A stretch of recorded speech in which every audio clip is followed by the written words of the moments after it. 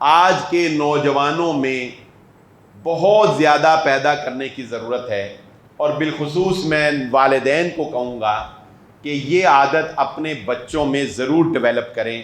جس طرح کے معاشرے میں ہم جی رہے ہیں، کہیں آپ کو نظر آ رہا ہے کہ کسی نے مذہبی انتہا پسندی کی وجہ سے اپنی پھپھو کا گلا کاٹ دیا؟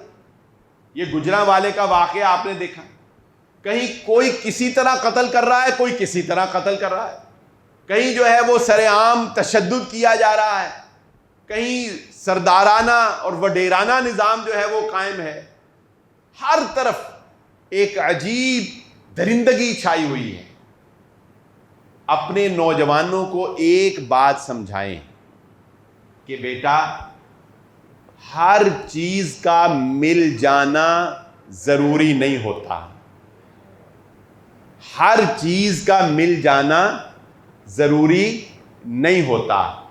جو اللہ نے تمہیں دیا ہے اس پہ راضی رہو، جو اللہ نے تمہیں نہیں دیا اسے کبھی بھی حسرت کی نگاہ سے نہ دیکھو، وہ تمہارے لیے نہیں تھا۔ جسے دیکھ کر تم انگلیاں چباتے ہو کہ کاش میرے پاس بھی ہوتا یا میری بھی ایسی لائف ہوتی، پتہ نہیں وہ اس لائف میں کتنی اذیت میں ہے۔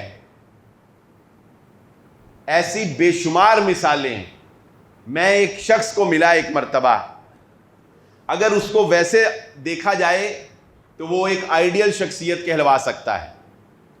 لینڈ کروزر اس کے پاس ہے، فارم ہاؤس اس کا ہے، بڑا اچھا کاروبار ہے، بچے ہیں، سب کچھ ہے۔ ذرا قریب ہوا تو پتہ چلا کہ وہ ایک ایسی بیماری میں مبتلا ہے کہ وہ مغرب کے بعد گھر سے نہیں نکل سکتا۔